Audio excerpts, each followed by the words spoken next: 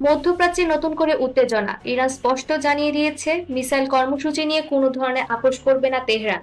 যুক্তরাষ্ট্র ও পশ্চিমা শক্তির চাপের মাঝেই এমন কড়া অবস্থান নিল ইরান।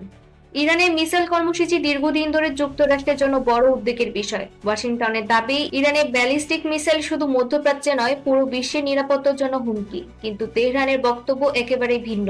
ইরান বলছে এই কর্মসূচি সম্পূর্ণ আত্মরক্ষামূলক এবং দেশের সার্বভৌম নিরাপত্তার সঙ্গে সরাসরি জড়িত। ইরানি শীর্ষ কর্মকর্তারা পরিষ্কার ভাষায় জানিয়েছে পরমাণু চুক্তি নিয়ে আলোচনা হতে পারে, কিন্তু মিসাইল কর্মসূচি আলোচনার টেবিলে বসবে না। ইরানের মতে, ইরাকের যুদ্ধের সময় আন্তর্জাতিক সহায়তা না পাওয়ায় নিজেদের নিরাপত্তা নিজেরাই নিশ্চিত করতে বাধ্য হয়েছে তারা।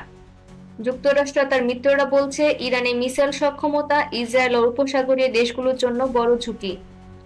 বিশেষ করে ইরান সমর্থিত গোষ্ঠীগুলো হাতে মিসাইল ও ড্রোন পৌঁছানোর অভিযোগ উত্তেজনা আরো বাড়িয়ে তুলছে। এই পরিস্থিতিতে নতুন করে নিষেধাজ্ঞার ইঙ্গিতও দিয়েছে ওয়াশিংটন।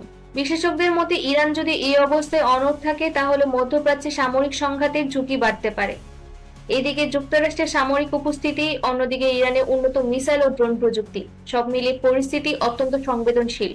তাহলে প্রশ্ন থেকেই যায়, ইরান কি সত্যি সংঘাতের পথে এগোচ্ছে, নাকি কেবল কূটনৈতিক চাপ মোকাবেলার কৌশল?